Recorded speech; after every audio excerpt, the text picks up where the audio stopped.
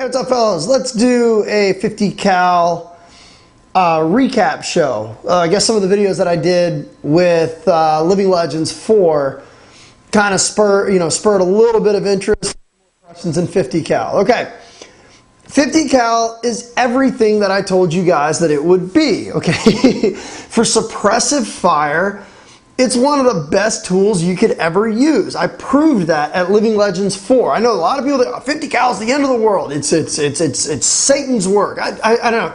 It's just a smaller ball. That's all it is. There are trade-offs to using 50 cal. You lose range. Okay, that's one of the biggest trade-offs you get. The splat is not as big. Okay, it's a smaller ball. It's going to be a smaller splat. You lose probably about 40 feet of range in terms of effective range on it.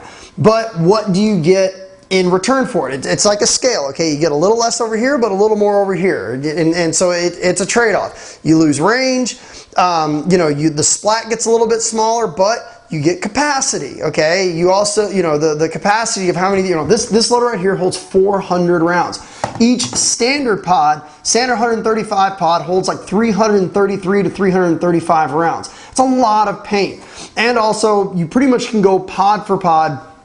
When you're shooting 50 cal guns, I believe on a 68 4500, I haven't done a complete efficiency test on it yet, but I think on a 68 4500 on the Nano, or maybe even the 70 cubic inch, I'm not sure, I believe we have gotten 4 pods plus a hopper, which ends up being, what is that, like 1200, 1300, 1400, maybe close to 1800 rounds. And that's just on a 68 cubic inch tank. Now I'm sure if we went up to like an 88 or 114 and backpacked it, I'm sure we could shoot even more. But I've just been using the 68 cubic inch tank or the 70 cubic inch tank, which is what I was using in Living Legends. But there's no surprises with that. You will get eliminations with 50 cal, okay? You saw it in the video. There was like 40 people coming around the corner in the dinner battle, and I kept them all back, shooting 50 cal rounds. And that's not exactly short range from where I was shooting. I was shooting from the hill over to the side of the building, which I'd probably estimate to be probably about 150 feet, maybe even longer. I'm not sure. I didn't go out there with a tape measure. But you get eliminations with it, especially when you hit people's hoppers and you hit people's masks, which for the most part, when you're gun battling, that's all they're going to give you to hit. They're not going to stick their ass out for you. They're not going to stick out their leg. They're going to come out with their hopper and their tank, and that's what you're going to end up hitting. When you're hitting, hoppers and masks. When you're hitting hoppers and masks, you get a lot of eliminations. The ones that you don't really get are like the far cross-field shots where you're hitting packs and hitting the sides of their body and stuff like that. So, I can't believe the video really caused that much discussion about 50 cal. It is everything that I told you guys that it would be. It is, you lose some advantages that you have with 68. I don't really call them advantages because everybody has them. You lose some of the key things that you get with the 68, but you make up for it in other spots. Also, you saw on the opening battle charge, okay? I was only carrying 3 pods and a nice lightweight small gun. I mean, this loader is, one of the smallest loaders that are on the market. It's tiny. It only holds one standard 135 round pod of paint, maybe just a little bit more once you get down into the cup, into the raceway and down to the feed neck and stuff like that. But it's a very small loader. It's a very small, thin, lightweight gun. And I wanted to recap with it. Now a lot of questions I get, I want to get a 50 cal setup and stuff like that. For most people, you're not going to be able to afford it.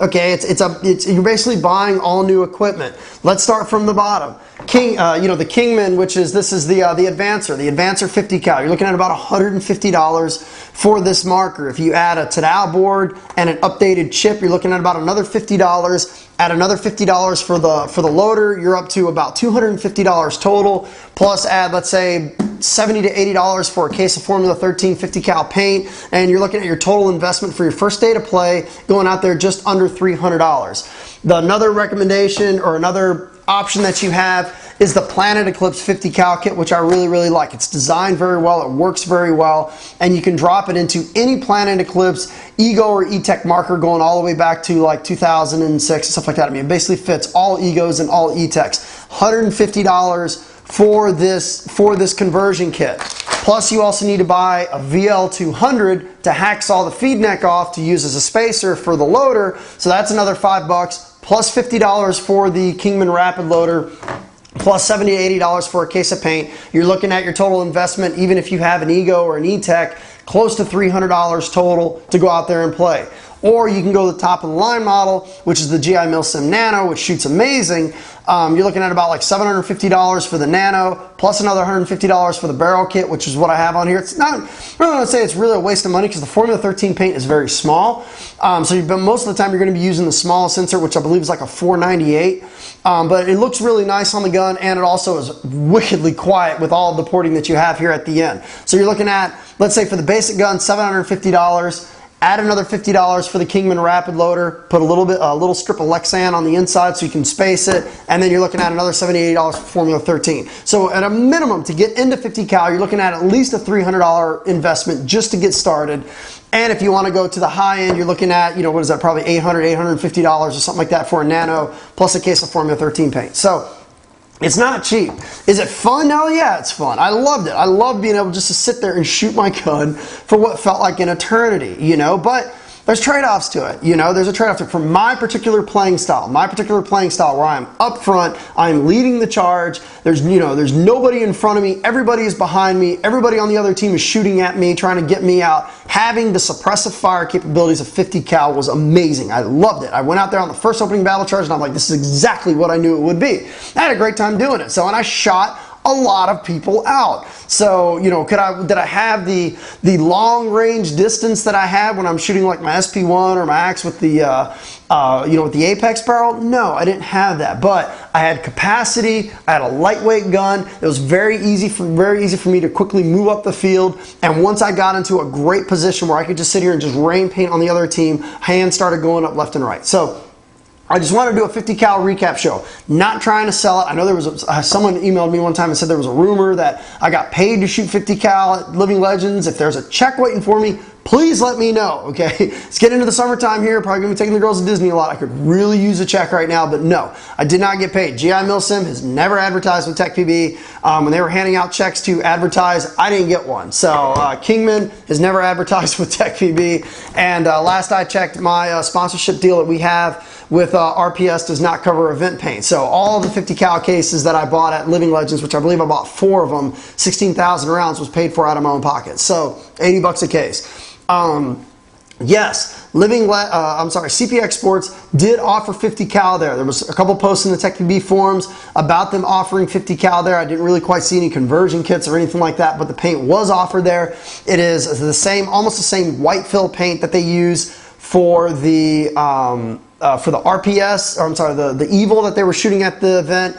And it was definitely offered there. So if you went into the pro shop, you saw a nice big stack of it, about a half pallet of it sitting there, and you could buy it right there and take it right out there on the field and play. So that's basically it for the 50 cal revisited show. Like I said, I'm not trying to sell it to you.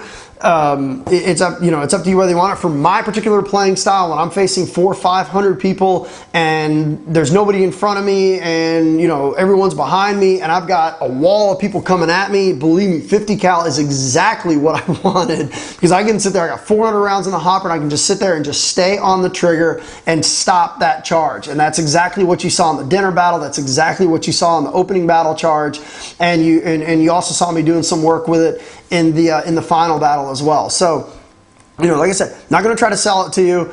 If you use it to its advantages, it is a very fun style to play. Use it for suppressive fire, use it for volume. The other question I'm getting is accuracy. Is it accurate? Yeah, it's accurate. It's very accurate, okay?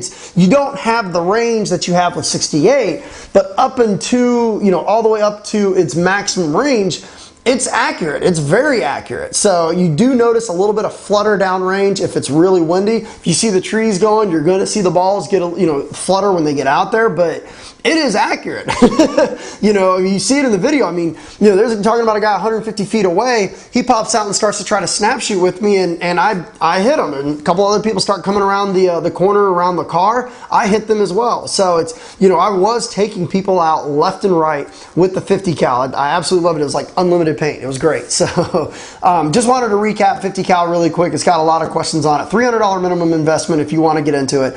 I think it's a fun, enjoyable format. It's definitely something different.